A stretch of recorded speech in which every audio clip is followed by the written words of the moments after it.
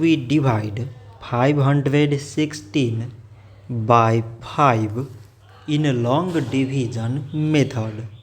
5 times 1 is 5. On subtracting we get 0. So now we put down this 1 and 5 times 0 mean 0. On subtracting we get 1. So again we put down this 6 and it is 16. 5 times 3 is 15. On subtracting we get 1. So now we have no any other number to put it down. So we take here decimal so that we put 0.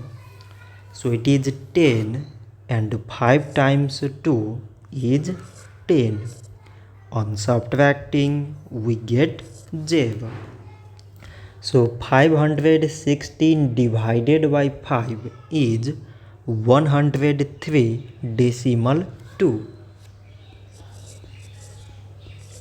So this much for today and thanks for watching.